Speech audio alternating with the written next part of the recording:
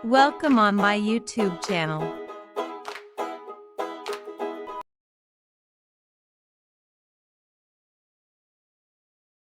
घूमती हुई पहाड़ियों से घिरे एक पुरसुकून घास के मैदान में भेड़ों का एक ग्रुप पुरअमन तरीके से चल रहा था, जो अक्लमंद भेड़िया से बेखबर था जो उन्हें दूर से देख रहा था। बिलो, एक अक्लमंद और शरीफ भेड़िया ने एक पहाड़ी से भेड़ों का मुशाहिदा किया। दूसरे भेड़ियों के बरक्स, बिलो खौफ की बजाय इफ़हाम व तफ़हीम और दोस्ती की ताकत पर यकीन रखता था। एक दिन भेड़ों में ये अफवाह फैल गई कि एक अक्लमंद भेड़िया उन्हें देख रहा है।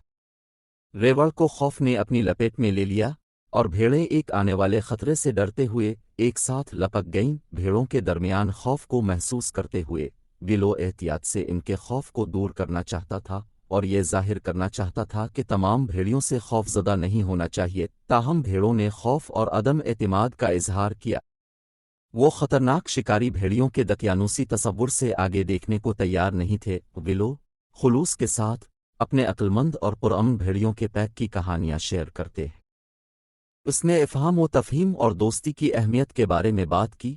दो प्रजातियों के दरमियान खलीज को ख़त्म करने की कोशिश की। जैसे ही विलो अपनी कहानियां बताता रहा, कुछ भेड़ें मुतजस्सिस हो गईं और अपने इब्तिदाई खौफ पर काबू पाना शुरू कर दीं। उन्होंने विलो को दकियानूसी तसव्वुर के बजाय एक फ़र्द के तौर पर देखना शुरू किया। वक्त गुजरने के साथ विलो और चंद खिले ज़हन की भेड़ों के दरमियान दोस्ती का रिश्ता कायम हुआ। उन्होंने महसूस किया कि दोस्ती इख्तिलाफ़ात और दकियानूसी तसव्वुरात से बालातर हो सकती है। जबकि विलो कुछ भेड़ों के साथ बंधन बनाने में कामयाब हो गया, दूसरे मोहतात और गैर दोस्ताना रहे, फिर भी अपने खौफ के असीर रहे। एक हकीकी खतरा एक शिकारी की शक्ल में घास के मैदान के करीब पहुंचा। गैर दोस्ताना भेड़ों ने खतरे को भांपते हुए मदद के लिए विलो का रुख किया। अपने इख्तिलाफ़ात को एक तरफ रखते हुए विलो ने बहादुरी से भेड़ों को असली शिकारी से बचाया। गैर दोस्ताना भेड़ों ने विलो की हिम्मत और बेलौस का मुशाहिदा किया। कहानी का अखलाक वाज़े हो गया। इत्तेहाद ताकत है और समझ खौफ पर काबू पा सकती है। विलो और भीड़ मुत्तहिद होकर सबको एक कीमती सबक सिखाते हुए हकीकी खतरे पर काबू पा लिया। विलो की बहादुरी और इत्तेहाद की ताकत का मुशाहिदा करते हुए एक बार गैर दोस्ताना भेड़ एक तब्दीली से गुजरी।